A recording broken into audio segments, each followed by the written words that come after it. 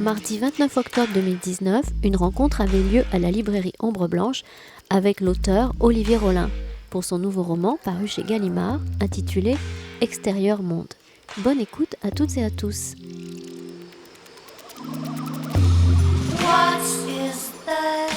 Eh bien, bonsoir à toutes et à tous. Très heureux de retrouver Olivier Rollin ce soir qui va évoquer donc Extérieur Monde, son tout nouveau livre publié aux éditions Gallimard. Alors, vous êtes l'auteur, Olivier Rollin, de très nombreux romans. Je ne vais pas tous les citer parce que ça nous prendrait pas mal de temps, mais de récits également. On peut peut-être le considérer comme un récit, celui-ci. Ouais, enfin, dès qu'on écrit la part de fiction. Oui, je me garderai de dire que d'insister sur le fait que ça n'est pas un roman, puisque manifestement c'est une chose qui peut me coûter cher. Bon, oui, parce que vous êtes dans la dernière liste du concours, parmi les qui en effet. Mais enfin, bon, en privé, je peux dire que ça n'est pas un roman. Oui, je ne sais pas ce que c'est dire, mais enfin, un récit, ça couvre toutes sortes de choses. Quoi. Alors, c'est un livre dans lequel on parcourt des visions, des scènes, des paysages, des rencontres. On voyage énormément. Bien évidemment, vous avez beaucoup voyagé, bien évidemment, Olivier Rollin. Peut-être que avant de me lancer dans une présentation trop longue, je sais que vous aimez bien lire des passages de vos livres, mais je vais peut-être me permettre de lire d'entrée de jeu un passage que j'aime beaucoup, magnifique. Mais il y en a plein. Vous savez, j'ai mis énormément de post-it, mais c'est vrai que c'est un livre qui incite aussi à la lecture, qui nous donne envie de lire de la littérature, de lire les textes que vous évoquez, avec une construction, on verra. Il y a un livre écrit en partie, pas seulement, mais au présent. Le présent est assez présent pour donner un rythme, une vivacité. Oui, et puis aussi parce que je voulais qu'il y ait le moins possible de repères temporels. Je ne donne jamais de date, par exemple. Alors, quelquefois, il y a des dates quand je suis au Liban pendant la guerre civile ou à Sarajevo, quand c'est des événements comme ça qui ont été connus dans le monde entier, on peut retrouver la date. Mais sinon, je ne donne jamais la date. Quelquefois, c'est des choses qui datent que j'ai vécues il y a 30 ans, quelquefois il y a 5 ans. Voilà. Et donc, le présent aussi permettait de faire une espèce de passé indéfini, sans plus de précision chronologique. Alors nous sommes page 42, voilà. Sur le port du Pirée, il y avait une guitoune de l'agence Delphini annonçant qu'il vendait Eisiteria Ceoloton Cosmo, des billets pour le monde entier. Bon, la prononciation non garantie. Mais ce que je voudrais faire avec ce livre, c'est un peu le boulot de l'agence Delphini. Aussi vantard que ça. Je songe à cela en écoutant la musique qu'Eleni Kerendrou a composée pour L'éternité et un jour, le film d'Angelopoulos. Un vieil écrivain pas loin de la fermeture définitive qui revoit des scènes de sa vie. J'aimais, non sans quelque mélancolique complaisance, m'identifier au protagoniste du film, d'autant qu'il est joué par Bruno Ganz. Je voudrais moi aussi danser au bord de la mer, en grand manteau trempé de pluie, avec celle que j'ai perdue. Mais je sais que c'est un rêve. Une autre image me vient à l'esprit, celle d'un jeune ramandeur de poterie en Égypte, à Saqqara. On disposait devant lui sur le sable les dizaines de tessons remontés de la fouille dans des bannes de tiges de palmier. Il réfléchissait longuement, silencieux, immobile, assis en tailleur comme les scribes et les serviteurs royaux dont les silhouettes peintes se voyaient encore sur les blocs de calcaire à une dizaine de mètres sous la surface, au fond du puits de fouille. Puis, sans apparente hésitation, il choisissait 3 ou 4 tessons, les encollait, les assemblait, et les cassures, en effet, s'ajustaient. Puis, il se replongeait dans sa contemplation immobile avant de recommencer. À la fin de la journée, il pouvait avoir reconstitué un vase canope. Il m'avait emmené dans son gourbi de terre séchée sur le plateau dominant la mer de Palme du Nil. La grande pyramide à degrés du roi Djoser tremblait dans les lames d'air chaud. Il m'avait montré les certificats que lui avaient décernés les archéologues pour qui il avait travaillé. « He is outstandingly intelligent », avait écrit l'anglais Harry Smith. « Very gift and patient », ajoutait le docteur Eugène Strual, anthropologue tchèque, et je crois qu'il ne se trompait pas. C'est le même genre de travail que j'entreprends. Rabouter, coller des dizaines d'éclats de souvenirs, en recomposer un vase imparfait, fracturé, dont je ne serais que le vide central. Je trouve que ça résume bien, c'est vraiment le passage. C'est, à mon avis, d'abord je vous remercie parce que vous l'avez bien lu. Et il n'y a rien de plus pénible que d'entendre estropier son propre texte. Mais là, c'était bien. Oui, c'est la métaphore, enfin, qui résume le mieux, qui résume, qui caractérise, qui désigne décrit le mieux ce livre qui, encore une fois, ne répond à aucun genre. J'insiste, évidemment, il ne s'agit pas de mémoire, enfin, il ne s'agit même pas de ce qu'on appelle un livre de souvenirs, même s'il est composé avec des souvenirs. Mais c'est ça, ce sont des dizaines d'éclats, centaines même sans doute, d'éclats de souvenirs du monde entier, en tout cas de tout le monde que j'ai connu. Formant un vase, c'est-à-dire formant un livre, et dont j'aspirais à n'être en effet que le vide central. Bon, quelqu'un m'a fait remarquer dans une précédente lecture là, que j'ai faite que pour je ne sais quel philosophe chinois, ce qui est important, c'est le vide, justement. Bon, mais enfin, mon propos, c'était quand même de n'être presque rien là-dedans. Bon. Et puis après, chemin faisant, le livre se faisant, je me suis aperçu que nécessairement j'étais quelque chose. Bon, puisque c'est toujours moi le témoin ou l'acteur, même quelquefois, mais enfin en général le témoin de toutes ces scènes que je décris.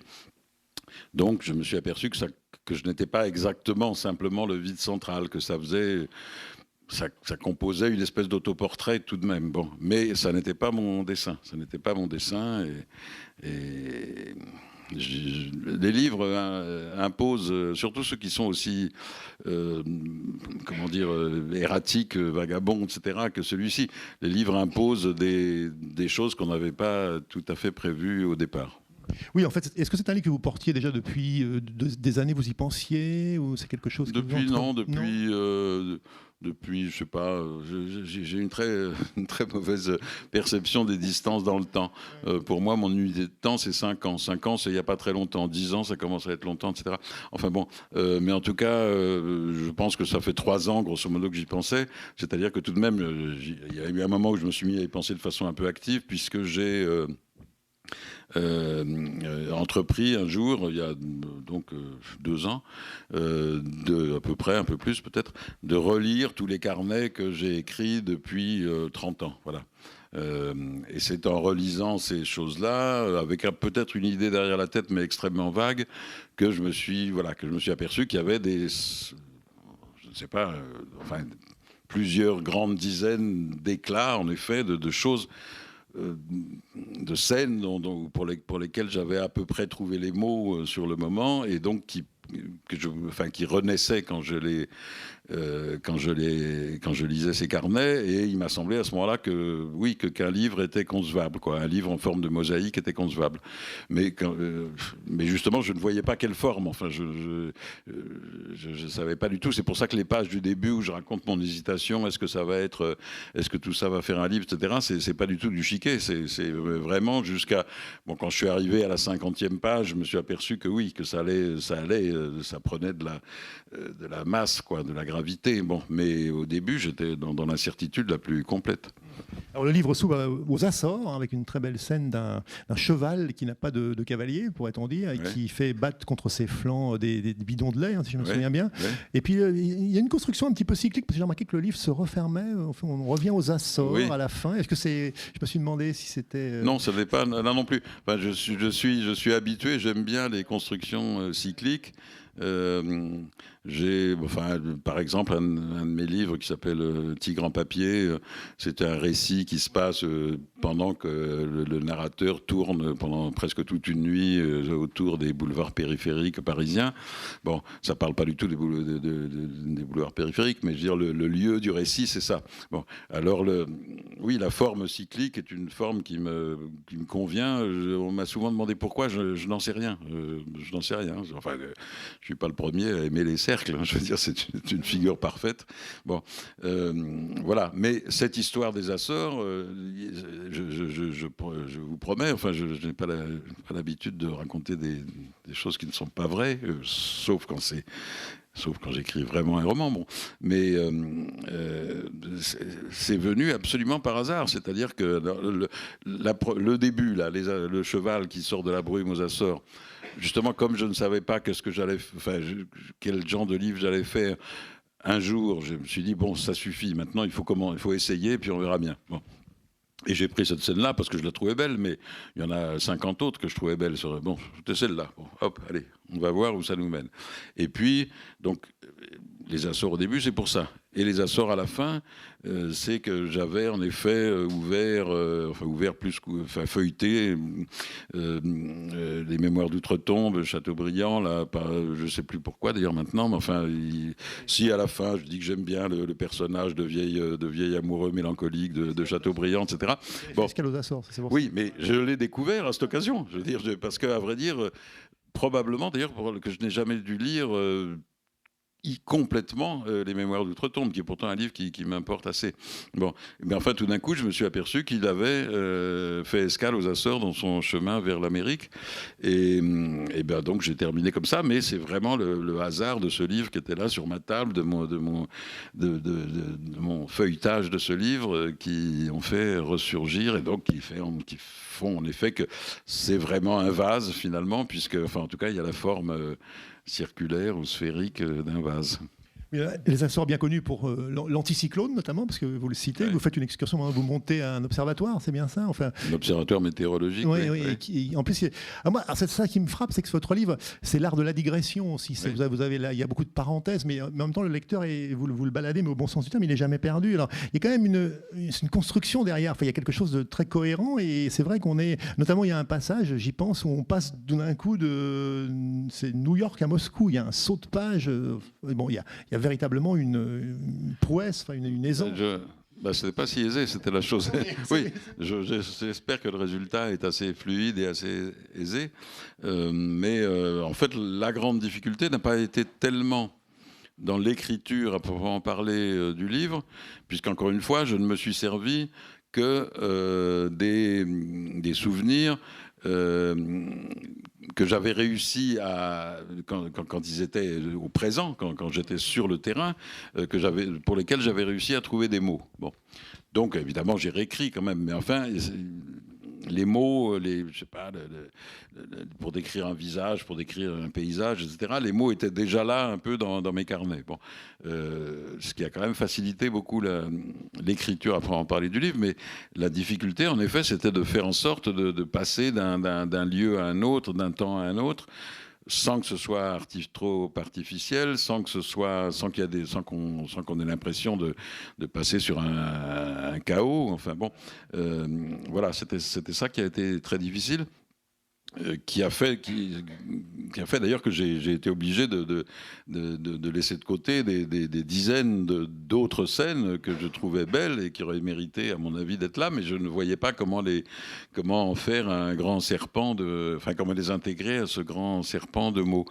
J'ai oublié quelle était votre question parce que ça ne répond pas exactement, mais non, comment la construction, en fait, ça donne l'impression en effet d'une quelque chose où on est surpris, on est baladé au sens, mais en même temps il y a une très grande structure. Alors, oui, c'est ça. Oui, il y a une structure, mais une structure zigzagante. Et voilà, je cite à un moment Montaigne.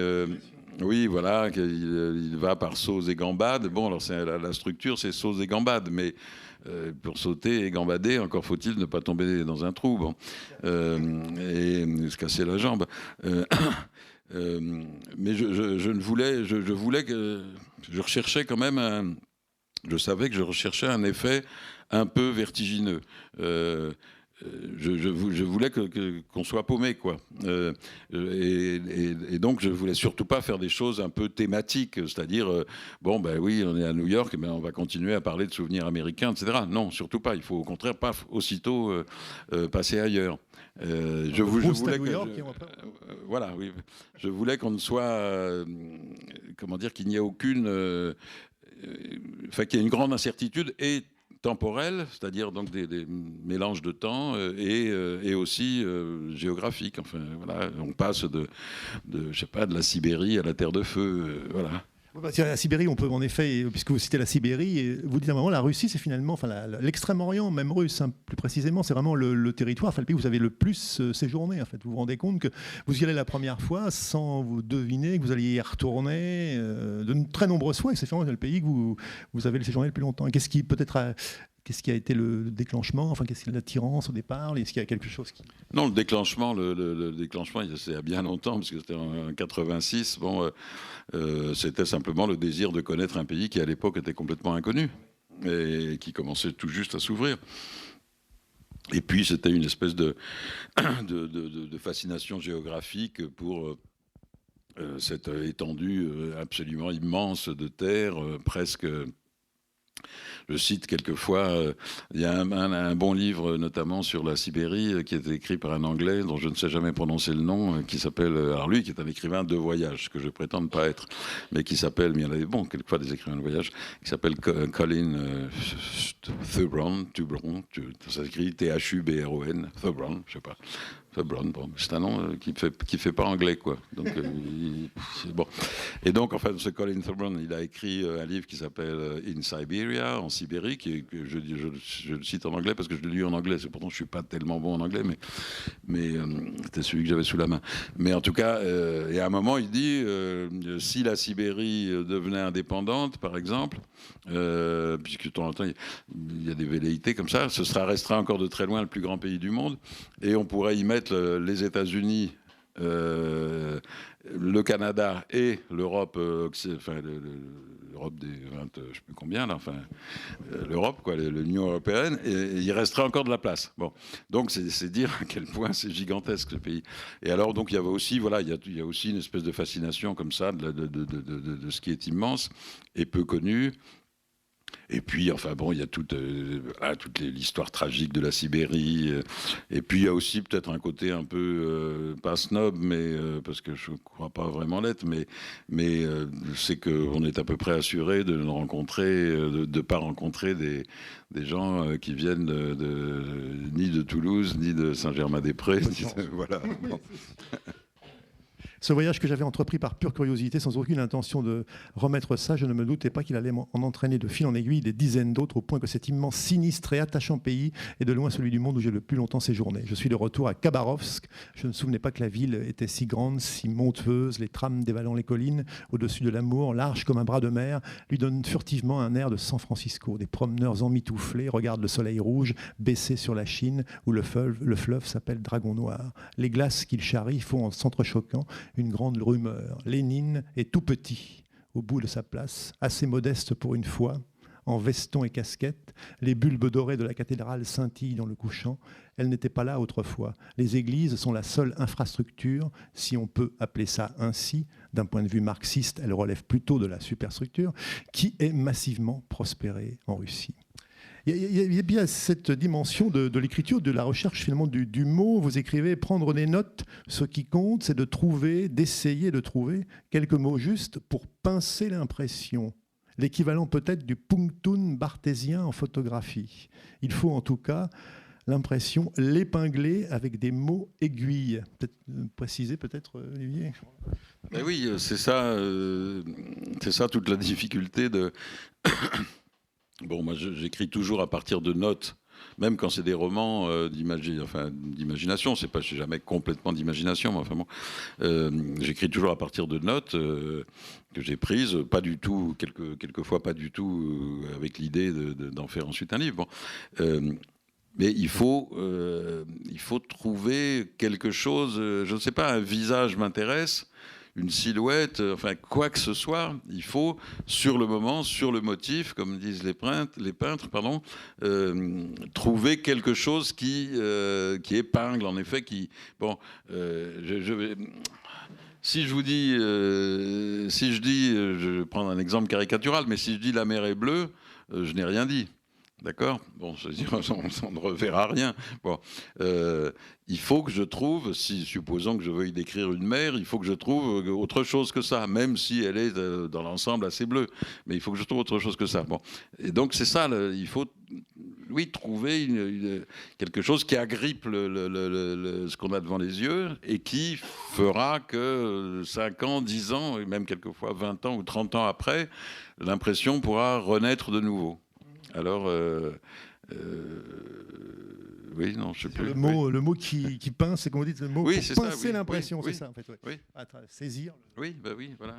Oui, encore une fois, je sais pas, un visage, par exemple, c'est très compliqué à décrire un visage.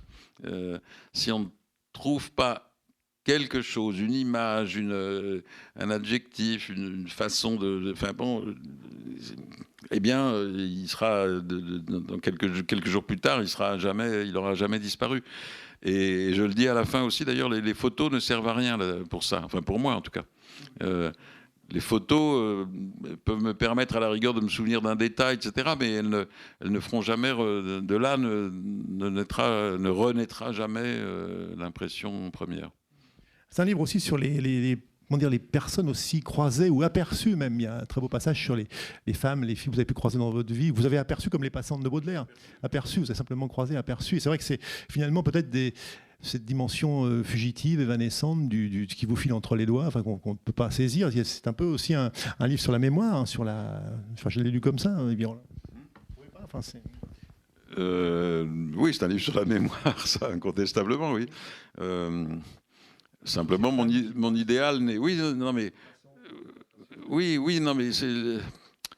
En tout cas, c'était des silhouettes qui m'avaient assez frappé pour que, sur le moment, je prenne des notes, que j'essaie justement de les dessiner avec quelques mots. Ce sont, je précise, sauf une, ce sont des femmes à qui je n'ai jamais parlé. Mais je voulais, enfin, elle m'avait impressionné, enfin, et donc j'ai essayé de trouver quelques mots qui décrivent leur façon d'être, de marcher, de regarder, enfin bref, ce qui me charmait. Bon. Et alors cela étant, ça n'est pas mon idéal dans la vie, n'est pas de laisser tout fuir. Hein, je veux dire, j'aurais préféré les connaître, mais bon, et en tout cas, voilà, oui, je me suis aperçu. Écrivant le livre, là, pour le coup, je me suis dit, au fond, elles font partie de ma vie, malgré tout, même si je n'ai même pas échangé un regard. Enfin, moi, je les ai regardées, mais elles ne m'ont pas regardé. Mais elles font partie de ma vie. La preuve, c'est que 30 ans après, je m'en souviens encore. Bon. Et tous ces êtres avec qui on a échangé quelquefois quelques mots, quelquefois rien, quelquefois un peu plus que quelques mots, tout cela, c'est ça la vie. Enfin, c'est aussi tout cela. C'est pas simplement ce qu'on croit être sa vie, qu'on maîtrise, enfin, plus ou moins, mais non, c'est aussi tout ce qui passe autour. Oui, ce qui circule. Oui. Il y a une citation de Borges, hein, puisque le livre Borges a une importance dans votre livre. Hein, Olivier Rollin, peut-être vous allez nous dire un homme se fixe la tâche de dessiner le monde. Tout au long des années, il peuple l'espace d'images de provinces, de royaumes, de montagnes, de golfs, de vaisseaux, de maisons, d'instruments, d'astres, de chevaux et de personnes. Peu avant de mourir, il découvre que ce patient labyrinthe de lignes trace l'image de son visage. Et dans le livre, vous allez à un moment rencontrer Borges. Enfin, qu'est-ce qu'il incarne, Borges, dans votre texte? La citation que j'ai mise en exergue, je l'ai mise là parce que j'y ai pensé, je la connaissais cette citation, hein, mais j'y ai pensé simplement au milieu du livre, quand je me suis aperçu, comme je le disais tout à l'heure, quand je me suis aperçu que ce que j'étais en train de faire, qui ne cherchait pas à dessiner un portrait, malgré tout le dessinait. Et donc tout d'un coup, ça m'a paru exactement enfin, illustré par ce texte, ce type qui veut dessiner le monde et qui à la fin s'aperçoit qu'il a dessiné son portrait. Bon, voilà, c'est un peu ce que, bon an, mal an, ne le voulant pas vraiment, j'ai fait. Voilà, la seule chose qui me gênait un peu dans la citation, c'est que c'est peu de temps avant de mourir. Bon, j'espère, en ce qui me concerne, que j'ai encore un petit peu, mais j'en sais rien. Bon, enfin, ça, on le verra. Bon, quant à Borges, oui, c'est un écrivain qui a beaucoup compté, qui compte toujours beaucoup pour moi. Mais je veux dire, il y a eu une époque où je l'ai beaucoup lu, où je pense que j'ai à peu près tout lu. Et si vous voulez savoir, d'ailleurs, pour dire un peu, de temps en temps, il faut dire des bêtises, enfin des bêtises qui sont vraies, mais bon, à l'époque, j'allais assez souvent en Argentine, mais pour faire des reportages politiques, plus ou moins, sur la guerre des Malouines, donc ça remonte à longtemps, hein, sur le retour de la démocratie, enfin des choses comme ça, sur les tentatives des militaires de faire des coups d'État contre la démocratie naissante, etc. Enfin bon, j'allais souvent en Argentine. Et à l'époque, j'écrivais aussi dans les pages livres de Libération. Bon. Et un jour, quelqu'un m'a dit, bon, mais voilà, Borges, quand il va mourir, parce qu'on se doutait bien qu'il allait mourir prochainement, quoi. Quand il va mourir, c'est toi qui feras la nécrologie, comme on dit. Bon. Et tout d'un coup, j'étais absolument emmerdé parce que à l'époque, je n'avais rien lu, ou à peu près rien lu de Borges. Je me dis, bon, ça va être la honte, comme on dit, quand il va casser sa pipe dans une semaine et que je vais être obligé de dire, je ne peux pas. Et donc, à ce moment-là, je me suis mis à lire absolument tout avec cette préoccupation un peu sinistre quand même. Bon, et puis j'ai lu tout, enfin tout, on lit jamais tout, mais et avec enthousiasme. Enfin, c'est un auteur qui a compté pour moi, voilà. Et quand il est mort, en effet, j'ai fait, je sais plus combien, 5 pages, je crois, parce qu'à l'époque, on n'y allait pas de main morte dans ce journal. Bon, et donc voilà. Mais c'est un auteur qui a compté, qui compte beaucoup pour moi, dont je raconte, je raconte la rencontre qui n'est pas une rencontre que j'ai eue avec lui. C'est un livre où il y a beaucoup d'humour aussi, hein, je le signale au passage. On sent que vous jouez un petit peu avec le lecteur, vous aimez bien un peu l'apostropher, le faire réagir.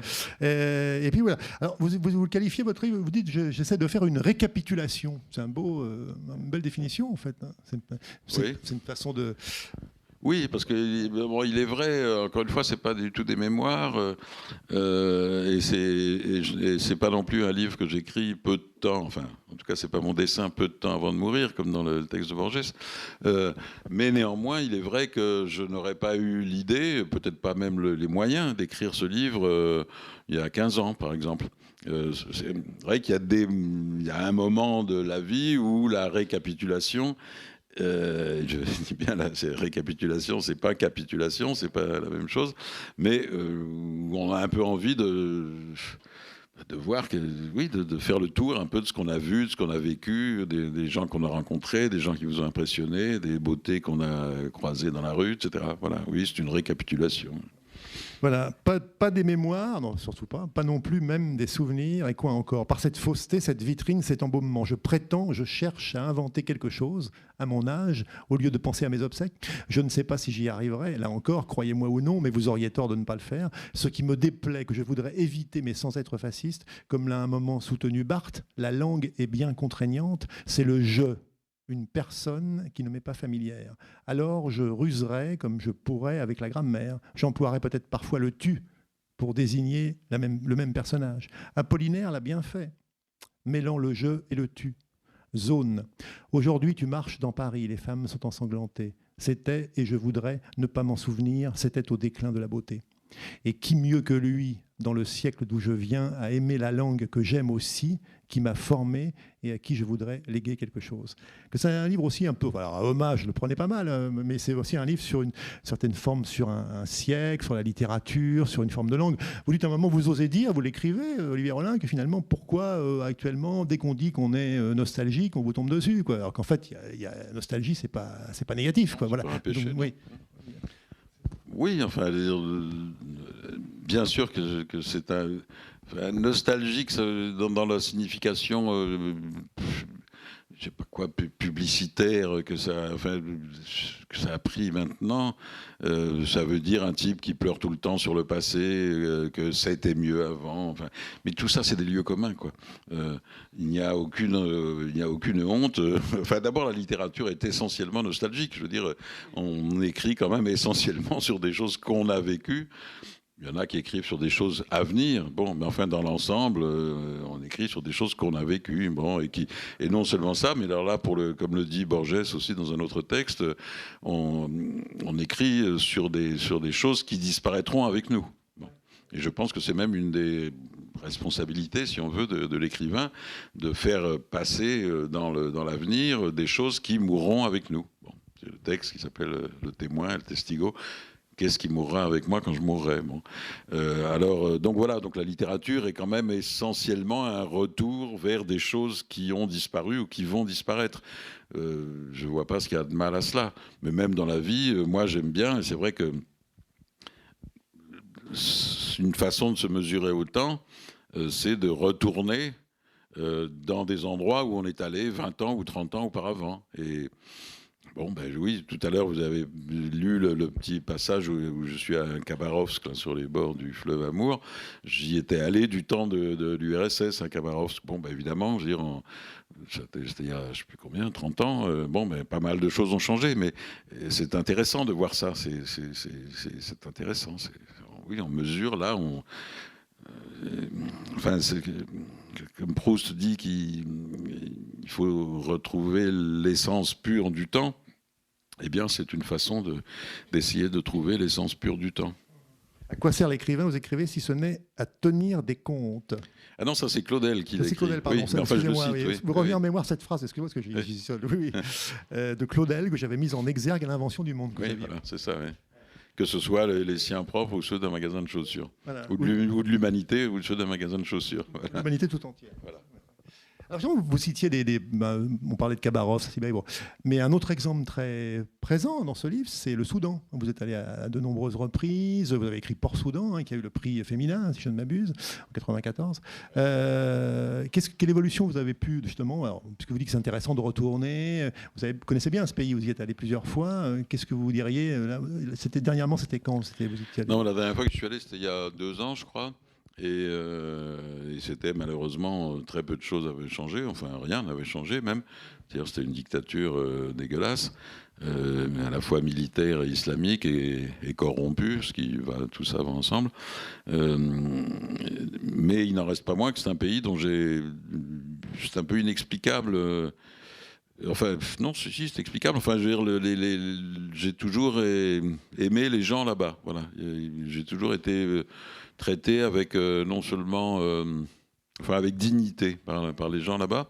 Et à la fin du livre, d'ailleurs, et ça aussi, c'est une inspiration qui m'est venue au moment où je l'écrivais. À la toute fin du livre, je me souviens j'ai donné des conférences dans des universités. Bon, c'est pas facile de donner des conférences dans un pays, dans une dictature militaro-islamique, parce qu'il y a à peu près tous les sujets sont exclus. Bon, donc je m'en tirais en expliquant que lire, ça a l'air de servir à rien, enfin lire des romans, tout ça, ça a l'air de servir à rien, mais en fait ça sert à avoir l'esprit libre, enfin à rendre l'esprit libre, bon, à penser librement, voilà. Ça, on peut le dire quand même. Bon, enfin, pas trop, mais on peut le dire. Et donc, à la fin de cette espèce de conférence, là, à l'université du Nil à Khartoum, il y avait 2 petites étudiantes qui étaient venues me voir et qui m'avaient dit, qui étaient vraiment intelligentes, parce qu'elles m'avaient dit une phrase que j'ai trouvée, enfin, qui avait prouvé à quel point elles avaient compris ce que je voulais dire. Elles m'avaient dit, mais alors, si on comprend bien, un pays qui n'a pas d'écrivain, c'est un pays pauvre. Et c'était magnifique. Oui, en effet, je veux dire, ne pas avoir de littérature, etc., c'est un pays pauvre, oui. Voilà. Pas pauvre forcément par le PIB, mais pauvre, comment dire, par la liberté de l'esprit, quoi. Et donc voilà, donc oui, j'ai toujours eu beaucoup d'attachement pour beaucoup de gens au Soudan et d'une manière générale pour les gens, pour le peuple soudanais, comme on dit. Et les événements récents ne m'ont pas détrompé, puisqu'ils ont quand même été d'un courage magnifique. Et là, je suis tout à fait désireux d'y retourner. Je dis à un moment en reprenant une formule coranique, une malédiction coranique, que le Seigneur des mondes me fasse boire de l'eau bouillante si je n'y retourne pas. Eh bien, je préfère ne pas boire de l'eau bouillante et je pense y retourner et même y séjourner un peu. Enfin, ça, c'est un projet personnel que j'ai. Mais en tout cas, oui, c'est un pays qui a... C'est pas du tout la même chose que la Russie, mais c'est vrai que les 2 pays où j'ai passé le plus de temps, finalement, c'est sans doute la Russie et le Soudan, beaucoup plus en Russie qu'au Soudan. Ces 2 pays qui, à première vue, n'ont pas beaucoup de charme, mais qui en ont évidemment si on apprend à les connaître. En tout cas, le Soudan, oui, je veux. C'était une promesse que j'avais faite que j'ai pas puis tenir jusqu'à présent, pas pour des raisons personnelles, pour des raisons administratives. Enfin bon, mais je veux aller même enseigner dans la mesure où je le puis la langue française à Port-Soudan. Voilà. Oui. Oui. Alors, c'est aussi un livre de rencontres, mais alors, ce qu'il faut dire aussi d'anonymes, d'anonymes, que vous citez parfois leur prénom, non, mais parce qu'il n'y a pas, on rencontre pas, alors on rencontre évidemment, on rencontre la littérature, on rencontre, faites allusion à des textes, à des grands auteurs, mais ou des moins connus aussi, parce qu'il y en a qu'on découvre. Comment s'est fait ce choix, justement? Parce que tout ça, vous disiez, j'ai dû écarter, et j'imagine qu'il y a eu un travail encore de collage, voilà, donc, comment vous avez choisi? J'ai choisi ceux dont à la fois la rencontre m'avait appris quelque chose, ou m'avait éveillé, ou m'avait amusé, ou m'avait... Enfin bon, bref. Mais surtout, ceux pour qui j'avais trouvé des mots, encore une fois. Il y en a d'autres... Non, il y a beaucoup de souvenirs qui sont lettres mortes, quoi. Et puis il y en a d'autres, voilà. C'est vraiment à partir du moment où vous avez pris vos carnets, parce que là vous le dites, hein, parce qu'en fait ce qui est marrant, c'est que dans ce livre, ce qui est très réussi, je trouve, c'est qu'on se pose des questions à mesure qu'on vous lit. Moi je me les suis posées, et à un moment je me suis dit, c'est vrai, comment il fait pour se rappeler de tout ça? Et juste, c'est bon, page 81, si vous vous demandez comment ce type fait-il pour se souvenir de tout ça, il doit avoir une mémoire infernale, ou bien alors beaucoup d'imagination, ça pose question. Vous faites fausse route, ma mémoire est devenue désastreuse, quant à l'imagination, il me semble en avoir très peu. Vous voyez comme je suis bien équipé comme écrivain. Tout simplement, je pioche dans la 60aine de cahiers ou carnets que j'écris très irrégulièrement, vous l'avez dit tout à l'heure, depuis une 30aine d'années. Alors c'est une sorte d'inventaire de vos carnets. Ça c'est avec des tickets, je sais pas, des billets de... Oui, tout ce qui traîne entre les pages des carnets, des tas de choses, des billets de bus, des billets d'avion, des trucs d'hôtel, des fleurs séchées, des photos, enfin bon, toutes ces choses-là, quoi. Oui, il y a un chapitre qui est... Puisque je dis, non seulement ils me permettent de revoir des paysages ou des visages, mais ils sont eux-mêmes un de mes paysages. Et ça tient de la place quand même. Hein. Vous parliez d'écrivain, vous n'êtes pas un écrivain voyageur, vous y tenez. Vous disiez dans un écrivain voyageur, bon, il y en a des... Nicolas Bouvier, vous considériez que c'est un écrivain... Oui. Enfin, c'est un écrivain. Oui. Et alors, vous l'avez découvert à un moment Je l'ai découvert à Douchambé, au Tadjikistan, oui. Mais parce que là, c'était... bon, ça fait un peu... Enfin, ça a l'air un peu d'être arrangé, comme de lire Nicolas Bouvier au Tadjikistan, ça fait un peu chic. Mais c'est comme ça. Il se trouve que je ne l'avais pas lu jusque-là justement parce que tellement de gens me bassinaient en me disant, enfin des amis, en me disant comment tu n'as pas lu L'usage du monde. Bon, alors quand on vous dit trop ça, enfin moi je suis un peu tête de mule et donc je ne l'avais pas lu. Et puis au Tadjikistan, donc à Douchambé, je le trouve dans la bibliothèque de l'ambassade. Et là je me suis dit bon, voilà, il faut y aller quoi. Et je n'ai pas regretté cette lecture bien sûr. Mais je voulais dire quelque chose, mais j'ai oublié. Les écrivains voyageurs, justement, peut-être, c'était en lien. Oui, mais c'était... Oui, non, je voulais, à part ça, oui. Dans l'usage du monde. Quand on m'a demandé au début, pour les représentants de la maison d'édition, pour les libraires, etc., de résumer mon livre, je dis, je ne peux pas vous le résumer. Bon, c'est pas résumable. Mais en revanche, je peux vous dire les titres auxquels vous avez échappé.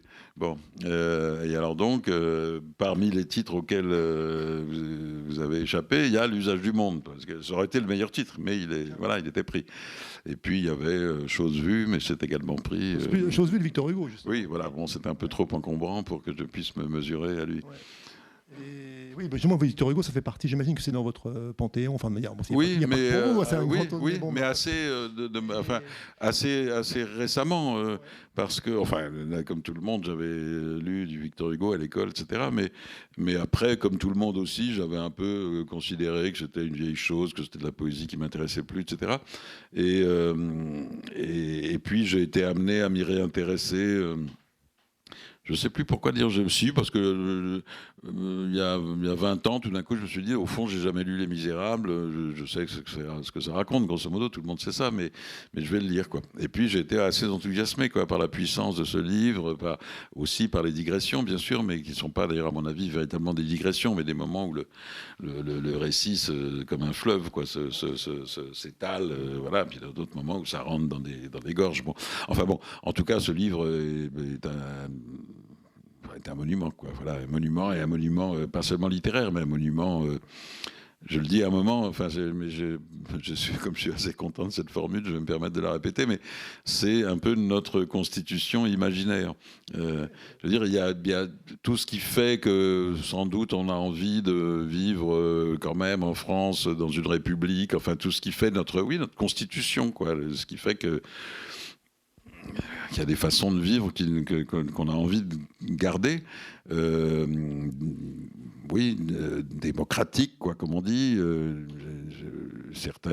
l'amour du peuple et tout ça. Enfin bon, bref, tout ça, c'est dans Les Misérables, quoi. Bon, bien. Enfin bon, toujours est-il. Et puis là, récemment, j'ai relu un peu tout. Quand je dis relu, non, lu ou relu un peu presque tous les romans, et pour des rencontres qui ont eu lieu il y a un mois, 2 mois. Et enfin bref, oui, de nouveau, Hugo. Voilà, ça, on peut dire ce qu'on veut de Hugo.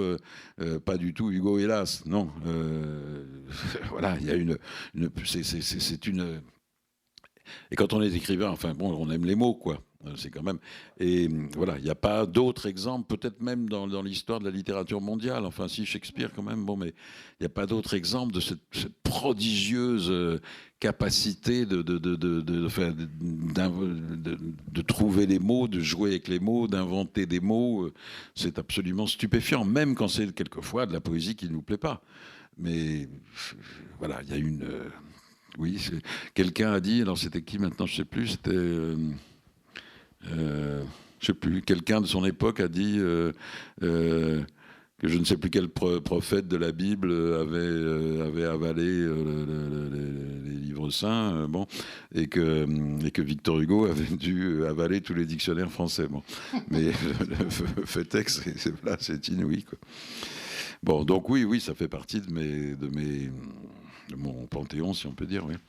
Et quels autres écrivains, justement, comme ça, mais plein, mais pas très... bien, mais bon, oui. Oui, mais pas... Enfin, c'est un peu banal, parce que tous les noms que je vais dire sont des... Enfin, non, mais je pourrais en citer des petits. Non, mais il y en a... C'est pas du tout simplement la langue française. Enfin, bon, il y a Faulkner, il y a Joyce, même si je... Bon, je veux dire, c'est quand même un peu l'inventeur de la littérature au XXe siècle. Il y a, je sais pas quoi, mais il y a Tolstoï, mais tout à fait autrement, il y a Chalamov. Tout à l'heure, je parlais avec quelqu'un chez qui j'étais, là, de Grossman, Vie et Destin. Mais enfin, il y a Apollinaire, parce que pour moi... Oui, pour moi, s'il y a une espèce de charme merveilleux parfois de la langue française, on le trouve ce charme dans Apollinaire. Enfin, mais j'ai parlé de Shakespeare. Enfin bref, mais tout ça n'est pas très original. Mais c'est voilà, c'est plutôt, enfin ceux-là et bien d'autres, Malcolm Lowry et tout ça. Malcolm Lowry qui occupe une place importante. Mais enfin, c'est très disparate. Je veux dire, il y a rien de commun entre Tolstoï et Malcolm Lowry. Bon, voilà. Oui, mais justement, voilà, moi comme les pieuvres se construisent, paraît-il, des maisons en assemblant toutes sortes de choses diverses, eh bien, moi aussi, je fais mon... C'est important ce qu'on voit aussi dans le livre, c'est important quand on lit des textes, c'est le lieu où on se trouve aussi. Alors, puisqu'on parlait des Misérables, vous dites j'ai achevé la lecture des Misérables au pôle Nord. C'est original. Qu'est-ce que ça apporte d'achever la lecture des Misérables? Est-ce que le cadre dans lequel on lit... Bon, je pense... Non, quelquefois le cadre importe de lire, je sais pas, de lire. J'ai parlé là de récit de la Colima, Chalamov. Bon, de lire ça dans la Colima, enfin du côté de la Colima, là en Extrême-Orient russe. Je ne sais pas si ça apporte quelque chose, mais enfin, en tout cas, si, moi j'ai l'impression que si. En revanche,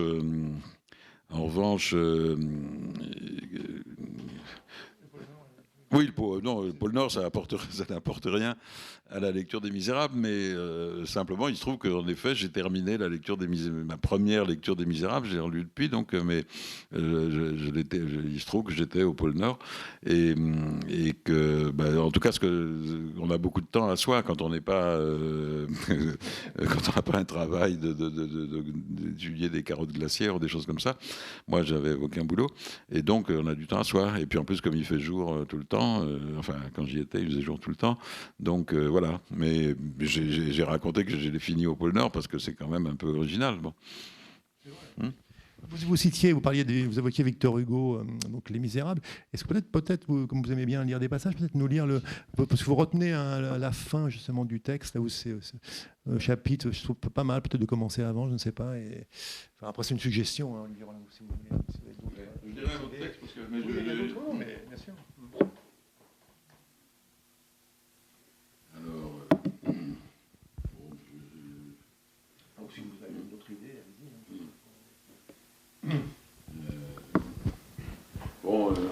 En route pour le pôle. Pas tout à fait le pôle. Il y a 15 jours, les 3 grosses tentes qui ressemblent à des demi-citrouilles posées sur la glace s'y trouvaient exactement, mais ça bouge tout le temps. Maintenant, on en est éloigné d'une 30aine de kilomètres. Il est l'heure qu'on veut, puisque tous les méridiens convergent ici. Nous commençons notre journée, mais il fait jour en permanence, à l'heure où Andrei, Alexei et Volodya, les scientifiques russes de la tente voisine qui ont choisi leur GMT, finissent la leur. On va dîner chez eux pour notre petit déjeuner. La vodka posée par terre gèle, mais sur la table, la chaleur du gros poêle à kérosène a vite fait de la rendre goulayante. On discute volcans sous-marins et ours blancs, météorites et bases dérivantes. Andrei, l'océanologue, s'échauffe et déclare qu'il est fier de 2 choses, la victoire sur le nazisme et le vol de Gagarine, qu'il reste marxiste à 100%. Alexei, le météorologue, se tait. C'est un géant hirsute aux clairs yeux de loup. Je regrette de n'avoir pas connu à l'époque l'histoire que je raconterai plus tard dans le météorologue. Puis, cependant qu'ils vont se coucher, on sort faire un tour aux environs, muni d'une espèce de pistolet à chevrotine pour le cas improbable où on rencontrerait un ours. Certains jours, la lumière découpe tout, chaque arête de chaque crête de glace bleutée, chaque ombre si noire, dans le parfait cercle éblouissant. D'autres, elle efface tout relief dans un bain laiteux et on craint de se perdre. Alors finalement, comme on n'a pas d'expérience à mener, de glace à carotter ou de salinité de l'eau à mesurer, on rentre se mettre au chaud dans son lit de camp et on ouvre Les Misérables. On se délecte des invraisemblables digressions. On est ému malgré tout par la fin de Javert. On souligne certaines phrases. Une de ses anxiétés, c'était d'être contraint de penser. Sa suprême angoisse, c'était la disparition de la certitude. Portrait du militant, celui de l'ordre comme celui du désordre. On en est à la fin, chapitre 6 du livre 9e de la 5e partie. Il y a, au cimetière du Père-Lachaise, aux environs de la fosse commune, loin du quartier élégant de cette ville des sépulcres, loin de tous ces tombeaux de fantaisie qui étalent en permanence... Je recommence, pardon. Il y a au cimetière du Père-Lachaise, c'est une citation de Misérable, hein, bien sûr. Il y a aussi, la fin. Il y a au cimetière du Père-Lachaise, aux environs de la fosse commune, loin du quartier élégant de cette ville des sépulcres, loin de tous ces tombeaux de fantaisie qui étalent en présence de l'éternité les hideuses modes de la mort, dans un angle désert, le long d'un vieux mur, sous un grand if auquel grimpent les liserons, parmi les chiens dents et les mousses, une pierre. Comme c'est beau, ce sujet rejeté en toute fin de phrase, tombant comme une pierre, comme c'est latin. Dehors, la forêt de Tours que la nuit fait exploser de lumière, zigzag, arc-en-ciel, fusées, résilles, flèches, éclairs, étoiles de couleur. Celles qui sont belles, vrillées, aériennes, et celles qui ressemblent à des chauffe-eau ou à des cafetières ou à rien. Les autoroutes urbaines sur leurs pattes de béton, les gares géantes, les lits longues du vieux Shanghai attaquées de tous côtés par les bulldozers, les grues tournant jour et nuit, les marteaux pneumatiques, les maisonnettes à toit de tuiles devant lesquelles des vieux en tricot de corps prennent le frais sous une treille, les pavoisements de linge sur des perches de bambou, les flaques d'eau grasse, les bassines fétides où nagent les poissons, les cages à oiseaux, les pêcheurs à la ligne et les pilotes de cerfs-volants sur le pont Waibaidou, les calligraphes avec leurs longs pinceaux allongeant sur les dalles des colonnes de caractères, la foule incessante, la rumeur de la foule, le pépiment énorme de la foule à l'intérieur de la rumeur, les visages et les corps paysans sombres, ridés, côtoyant les nymphètes en mini-jupe et les filles ultra sapées sortant d'un des innombrables magasins miroitant d'écrans électroniques, les agents de sécurité en chemise blanche et veste noire veillant sur les vitrines de luxe de Tongren Road, de West Nanjing Road, les feux bleus et rouges des motos de la police, les malls scintillant d'enseignes qu'on voit partout dans le monde, H&M, Gucci, Sephora, Calvin Klein, Estée Lauder, Victoria's Secret, Paul Smith, Armani, les triporteurs aux roues branlantes sous des faits de planche, les Mercedes et les Audi noirs, les Ferrari jaunes, les galeries d'art contemporain du West Bund et leur public ultra chic et friqué, les publicités électroniques qui filent tout au long des tunnels du métro, pétillantes de pixels de couleur, ne vous lâche pas une seconde, les mariés à grandes traînes blanches ou écarlates se faisant photographier face aux tours de Pudong, les chevrons des sillages, le chevrotement des moteurs sur le Huangpu, la mitraille de selfies sur le Bund, le carillon qui joue l'Orient et rouge, les publicités géantes vantant en anglais les rêves de la vulgarité friquée mondialisée, World Class Complex, a top gathering place for global luxury brands, the fourth Bulgari Hotel in the world. Ils peuvent bien carillonner que l'Orient est rouge, d'autres vantant les performances des chars et des avions de combat de l'armée populaire, la parade nouveau riche de la Chine, superpuissance, surplombant le grouillement odorant des marchés de la vieille ville, près des murs couleur de sang de bœuf du temple de Confucius, bassines fourmillantes de verre pour nourrir les oiseaux, fruits du dragon rouges et écailleux, durians puants hérissés comme des images de virus, kaki, patates douces à peau carmin, melons de soie, plumes de coq, raisins à très gros grains violets, bassines d'abats sanglants, poissons marbrés, crabes aux délicates couleurs gris-rose que le vendeur en 2 tours de main enserre de ficelle, pattes et pinces repliées, et les voilà transformés en grosses paupiettes, sauf certains qui se font la malle en douce et tentent leur chance dans Shanghai, en compagnie de grenouilles énormes échappées de leur panier, dans des ruelles encombrées de triporteurs agitant leurs clochettes, de rémouleurs tournant leurs meules, de récupérateurs de vieilles électroménagers psalmodiant leurs boniments, de joueurs de cartes ou de mahjong sous des enchevêtrements de fils électriques. Imagerie de la Chine éternelle, à quoi il ne manque qu'un bourreau à longue natte affûtant son sabre. Voilà, c'est une phrase qui fait quand même 2 pages et demie. Il n'y a pas que Proust. Ouais, ouais. Et puis on parle de Proust. Oui, vous étiez à un moment à New York. New York, c'est pas une ville finalement que vous êtes allé si souvent, si je ne m'abuse, hein, vous le dites. Et vous y allez justement pour ça, c'est original, pour une intervention, enfin sur Proust. Vous aviez relu la recherche dans son intégralité. Je vous l'explique, vous le dites. Oui, ouais, ouais. Et expérience. Je l'ai relu entièrement parce que d'abord c'est magnifique. Oui, pardon. Parce que d'abord ça vaut la peine d'être relu, et puis parce que je suis, comme je le dis, comme quelqu'un qui a une mémoire désastreuse. Malgré tout, New York, c'est une espèce de cercle littéraire assez chic, new-yorkais. Et pour moi, New York est une ville qui m'impressionne parce que justement, c'est pas du tout mon monde. J'ai l'impression que moi, je fais pas partie du premier monde. Je dis pas ça pour attirer votre pitié, hein, mais je me sens mieux à Khartoum, en effet, ou à Irkoutsk qu'à New York. Bon, je sais que New York, c'est la capitale du monde. Bon, je me sens pas tellement là. Alors voilà, donc j'étais intimidé, et puis ma mémoire est si faible, donc je vais relire tout, comme ça au moins je pourrais parler en connaissance de cause. Et oui, je sais plus qu'est-ce que vous me demandez. Oui, mais c'est vrai que voilà, oui, New York, c'est une ville prodigieuse naturellement, mais c'est trop central pour moi, quoi. La définition de la ville est intéressante aussi. Une ville, pour chacun de ceux qui la connaissent un peu, c'est d'abord une petite pelote d'images qui ne sont même pas des souvenirs, qui se tiennent en deçà des souvenirs. Quelque chose d'aussi élémentaire que les signes de ponctuation pour un texte, souvent tirés de nos lectures, de Manhattan Transfer par exemple. Dans quoi il rentre des lieux communs, les escaliers d'incendie extérieurs, les fumées s'échappant des bouches d'égout l'hiver à New York, les petits pavés blancs et noirs et l'odeur des sardines à Lisbonne. Et d'autres, autour de quoi commencent à se former de vraies images plus concrètes, des souvenirs visuels, sonores, olfactifs même. Et pour New York, qu'encore une fois je connais mal, mais c'est presque une circonstance favorable pour ce genre de réduction, ce serait les avis en 5 langues, américain, espagnol, russe, chinois, japonais dans le métro, le jaune des taxis, le rugissement des grosses cylindrées lorsque le feu passe au vert, les énormes camions de pompiers arborant un drapeau US, les délits open 24-24, les tas de sacs poubelles noirs ou blancs sur les trottoirs nocturnes, les marquises entoilées en travers des trottoirs, l'obsédante odeur de burger, ou de moutarde, ou de pickles, ou d'oignons frits, grasse et sucrée, le vent de mer qui l'emporte.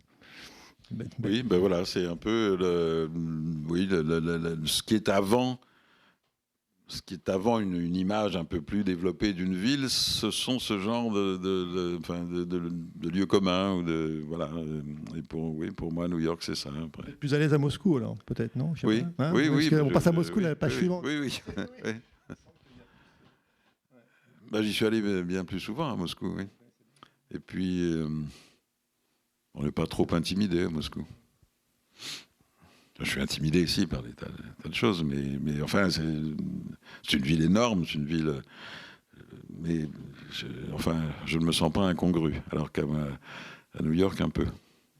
Est-ce qu'il n'y a pas aussi, moi j'ai lu ce texte, ce livre, Olivier Rollin, un peu comme pas tout le temps, mais une tentative aussi d'atteindre parfois l'extrémité, le bout. Enfin, il y a des passages, très beaux passages sur Shanghai, vous essayez d'aller au bout de la ville, ce qui est quasiment impossible, puisque la ville s'étend tout le temps et il n'y a pas finalement de différence entre...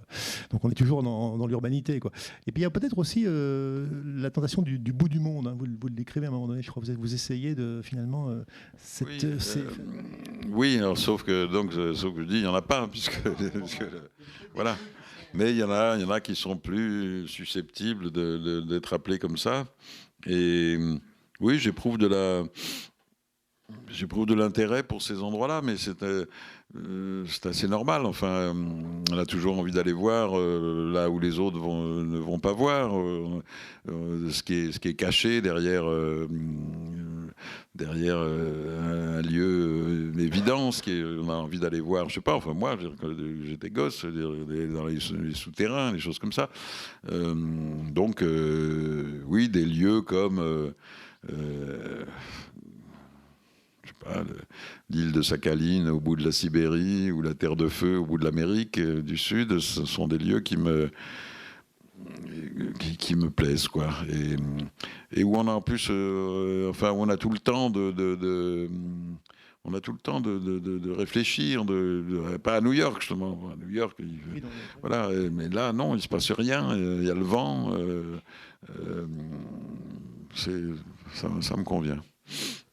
On n'a pas évoqué, bien sûr, mais bon, on va laisser les lecteurs le découvrir, mais c'est des rencontres aussi de personnalités politiques, par exemple le commandant Massoud, par exemple, en Afghanistan. Bon, le général Aoun, à un moment donné, que vous croisez, que vous rencontrez, hein, oui. Il y a dans des circonstances tout à fait différentes les unes des autres. Oui.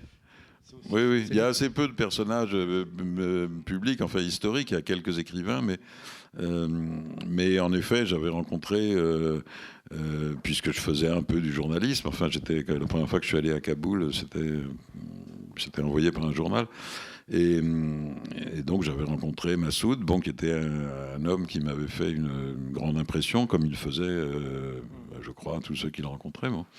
Je raconte les circonstances, je ne vais pas les raconter là, mais je raconte les circonstances de cette rencontre.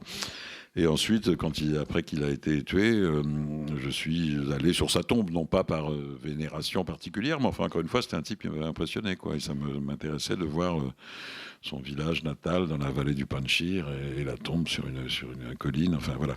Le général Aoun, c'était un personnage moins fascinant. Mais ce qui rend le contexte un peu drôle, alors là je peux le dire simplement, c'est que comme je ne savais pas du tout que j'avais rendez-vous c'était pendant la guerre civile, enfin ça a duré longtemps, hein, libanaise, mais comme je ne savais pas du tout que j'avais rendez-vous le lendemain, là aussi j'étais pour un journal, j'avais rencontré la veille un médecin militaire qui travaillait un ancien médecin militaire qui travaillait pour une ONG, je ne sais plus, je crois que c'était Médecins du Monde ou Médecins sans frontières, je ne sais plus, et qui avait rencontré mon propre père pendant la Seconde Guerre mondiale. Bon voilà, ils avaient fait partie tous les deux des forces françaises libres. Et c'était la première fois que je rencontrais quelqu'un qui avait rencontré mon père lequel père était mort à l'époque. Bon. Et donc, je vous confesse que je me suis absolument... On a bu de l'arak jusqu'à, je ne sais pas, 2h du matin, dans une espèce de cave éclairée avec des bougies, parce qu'il n'y avait pas d'électricité, évidemment, à Beyrouth, avec des groupes électrogènes de temps en temps. Et voilà. Et puis après, je rentre, c'était magnifique, je rentre dans la nuit, donc pas une lumière, une ville quand même, une grande ville quand même, Beyrouth, et puis pas une lumière, quoi. La lune, c'est tout, une ville morte, personne dans la rue non plus, évidemment. Je rentre titubant, mais pas trop quand même, jusqu'à mon hôtel, et puis là, je commence à en écraser comme un ivrogne, quoi. Et le lendemain matin, à 8h, le téléphone sonne, je ne réponds pas, le téléphone sonne, je réponds pas, on frappe à ma porte, enfin bon, bref, une voiture m'attendait pour m'emmener faire une interview de ce général Aoun. Et bon, c'est voilà, l'interview la plus minable que j'ai faite de ma vie.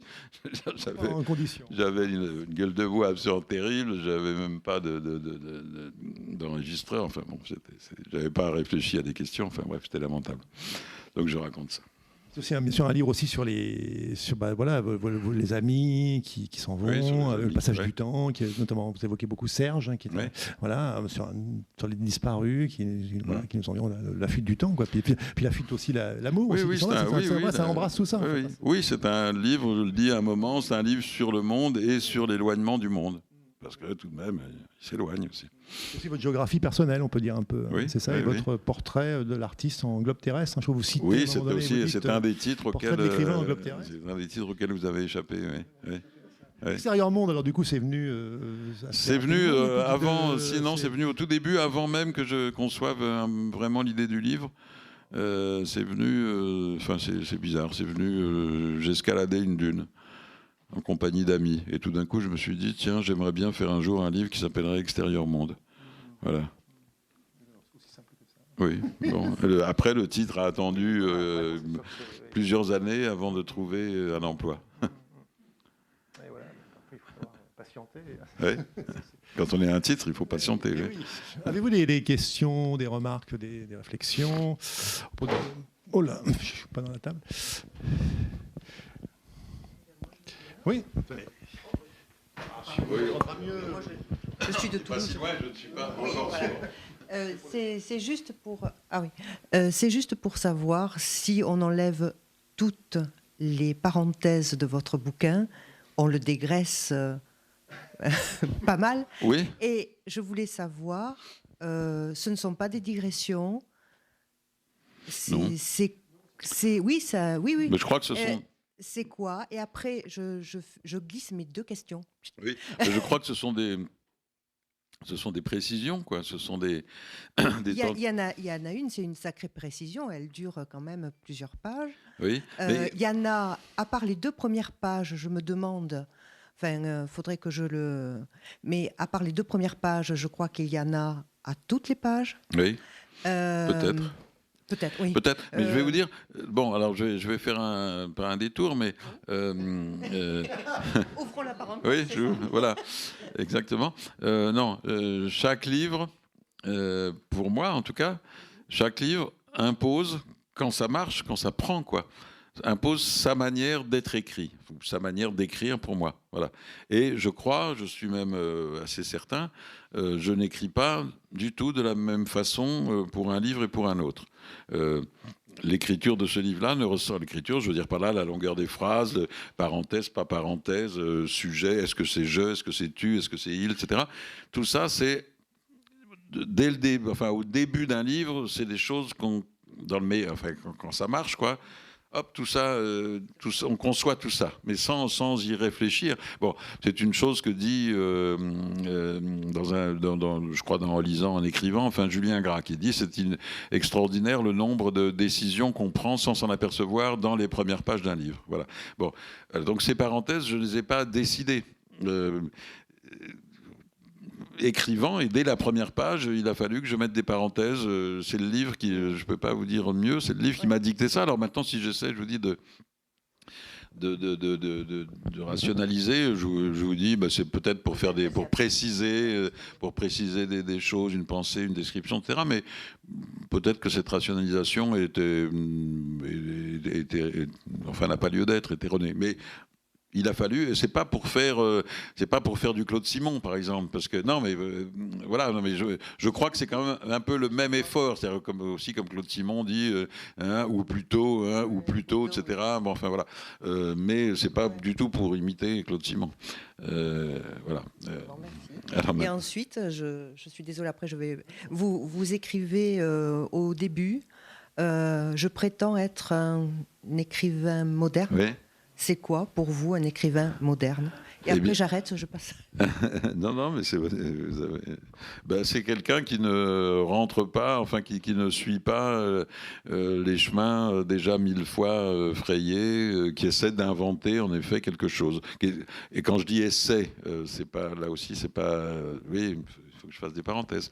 C'est pas exactement essayer, parce que c'est pas un calcul. Ça n'est pas, on se met pas tout d'un coup devant son ordinateur en disant tiens, je vais essayer de faire quelque chose qui ne ressemble à rien, enfin qui ressemble à rien qui précède.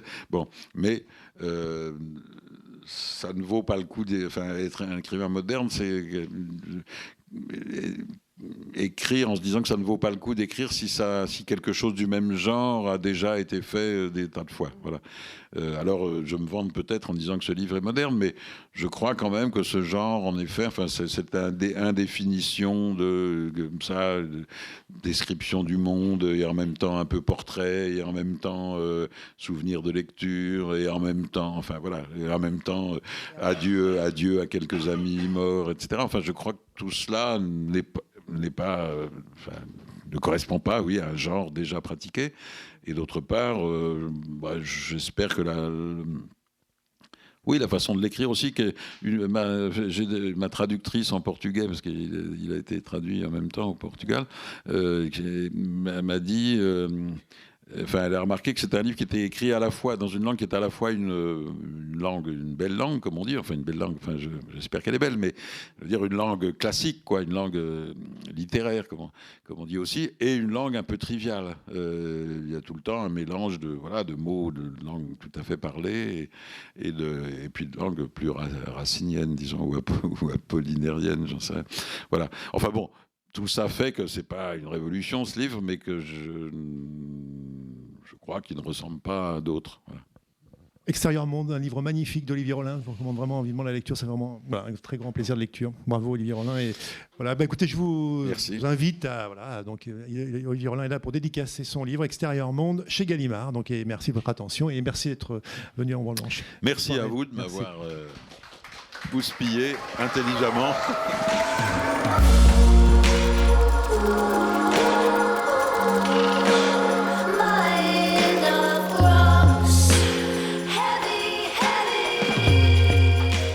C'était Olivier Rollin à la librairie Ombre-Blanche le 29 octobre 2019 à l'occasion de la parution de son nouveau roman Extérieur Monde aux éditions Gallimard. Olivier Rollin est l'auteur d'une vingtaine de romans, de récits de voyage et de reportages, dont L'Inventaire du Monde en 1993, Port-Soudan, prix féminin en 1994, Tigre de papier, prix France Culture en 2002 et plus récemment de Veracruz en 2016 et Baïkal Amour en 2017.